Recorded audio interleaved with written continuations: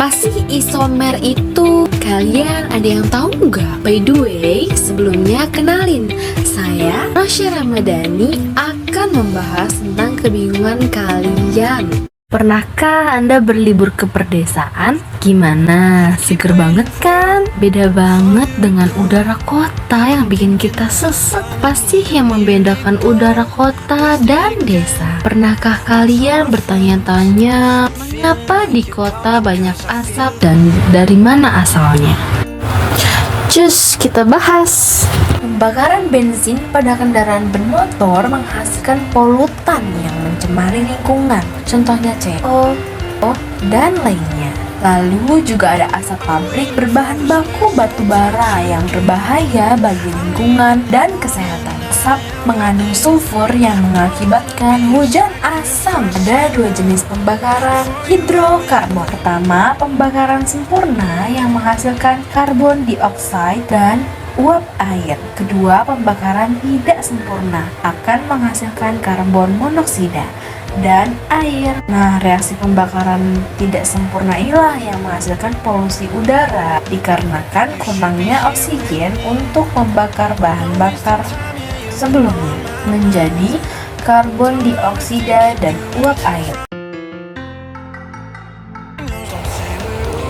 Selama proses pembakaran ini bisa kita lihat isomer-isomer baru dapat terbentuk dari hidrokarbon yang ada.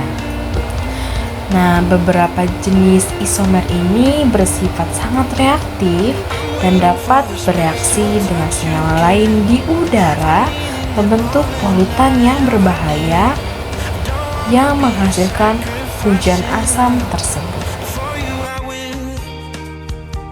Pembakaran sempurna menyebabkan emisi CO2 yang berlebihan. Hal ini menyebabkan terjadinya gas rumah kaca dan pemanasan global yang mengakibatkan perubahan. Oleh karena itu, harus ada upaya serius guna menurunkan emisi CO2 tersebut. Polutan udara tersebut merupakan molekul-molekul kecil yang mudah masuk ke dalam tubuh kita saat kita bernafas. Mereka dapat menyebabkan inflamasi pada paru-paru yang menyebabkan penyakit pada paru-paru kita seperti asma, bronkiolitis, dan kanker.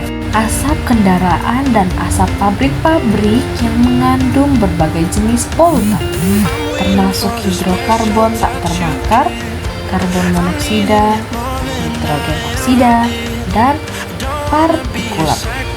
Beberapa hidrokarbon tak terbakar ini adalah isomer dari hidrokarbon yang ada dalam bahan bakar.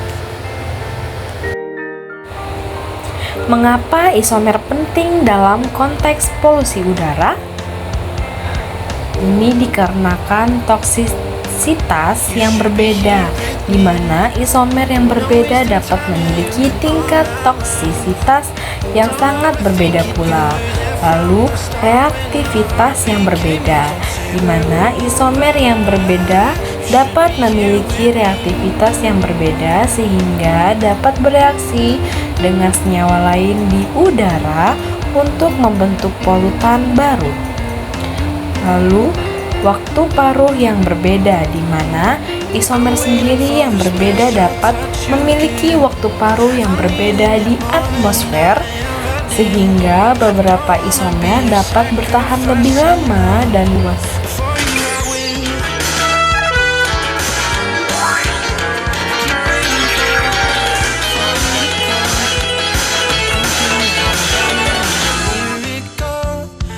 Akhir-akhir ini penyakit jantung menyerang siapa saja tak kenal usia dan hal ini dipengaruhi oleh pola makan manusia yang semakin bervariasi.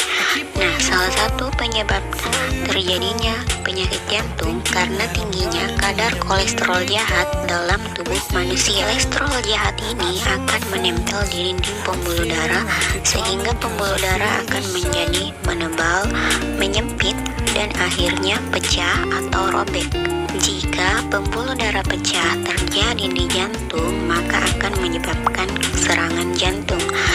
tetapi jika terjadi di otak akan menyebabkan stroke ringan atau Bell palsy. Kadar kolesterol jahat akan meningkat jika kita terlalu banyak mengkonsumsi asam lemak trans seperti yang terdapat pada mentega, margarin, mentega putih, atau minyak goreng yang digunakan lebih dari 2 kali. Untuk mengantisipasi hal tersebut, sebaiknya asam lemak trans dikurangi dan diganti dengan asam lemak cheese yang berasal dari bahan-bahan alami seperti berikut. Asam lemak cheese dan asam lemak trans merupakan senyawa yang seisomer, tetapi sifatnya sangat jauh berbeda.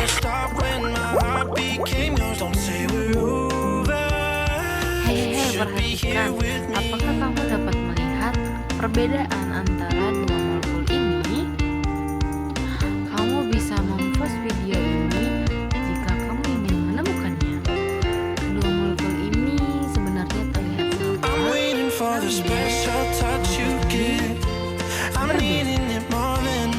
sebelah kiri merupakan levopropoxipon atau obat batuk, dan sebelah kanan adalah dextropropoxipon atau perda nyeri. Apa yang berbeda dari kedua molekul ini? Kenapa yang kiri levo dan kenapa yang kanan dextro? Kamu akan dapat memahaminya dalam molekul 3 dimensi, di mana kita dapat membedakan dari segala sisi dengan molekul 3 dimensi. Mau dari depan, belakang, kanan, maupun kiri.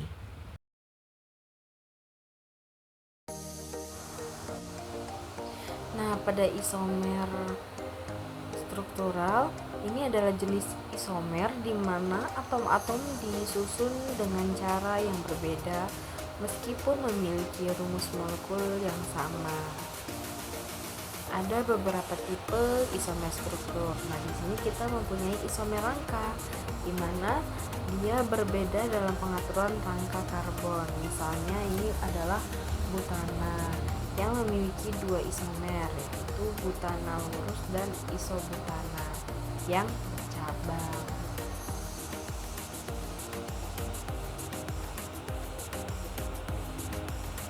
Titik didih dari butana ini sedikit lebih tinggi dibandingkan isobutana karena berbentuk lurus, dan N-butana memungkinkan interaksi yang lebih kuat antar molekul. Isomer ini terjadi pada senyawa dengan ikatan ganda atau struktur cincin, yaitu isomer geometri, cis dan trans, di mana rotasi di sekitar ikatan ganda atau dalam cincin terhambat. Ada 2 jenis utama, yaitu cis, kelompok substituen yang sama berada pada posisi yang sama dari ikatan ganda atau cincin. Lalu ada trans, kelompok substituen yang sama berada di sisi yang berlawanan dari ikatan ganda atau cincin. Isomer ini bisa kita ibaratkan seperti orang kembar, atau kita pernah salah memanggil orang yang kita kira itu orangnya padahal hanya mirip. Nah, ini disebut isomer, kembar tapi tidak sama, atau mirip tapi tidak sama, karena memiliki perbedaan-perbedaan. Berikut merupakan cuplikan-cuplikan yang ada di sekitar kita tentang isomer.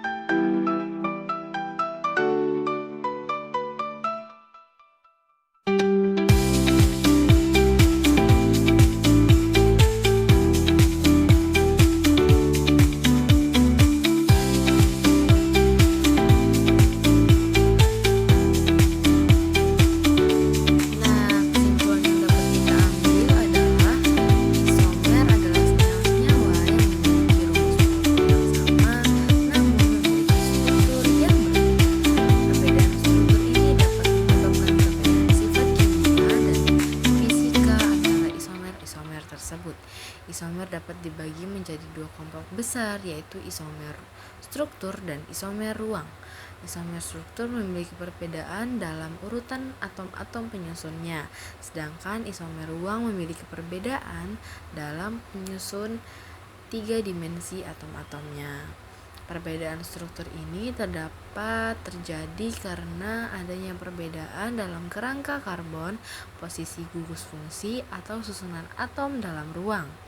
Isomer memiliki peran penting dalam berbagai bidang, termasuk kimia organik, farmasi, dan biokimia. Pemahaman tentang isomer sangat penting untuk merancang dan mengembangkan senyawa baru dengan sifat yang diinginkan, seperti obat-obatan yang lebih efektif atau bahan kimia yang lebih ramah lingkungan. Selain itu, isomer juga dapat menjelaskan mengapa senyawa dengan rumus molekul yang sama dapat memiliki sifat yang sangat berbeda. Dengan kata lain, isomer menunjukkan fungsi bahwa rumus molekul saja tidak cukup untuk menggambarkan sifat suatu senyawa secara lengkap, tetapi struktur molekul juga harus diperhatikan. Sampai di sini dulu ya video kita kali ini. Semoga video ini bermanfaat dan bisa membantu kalian semua. Jangan lupa untuk like, comment, and share video ini ya. Kalau ada pertanyaan, silakan tulis di kolom komentar.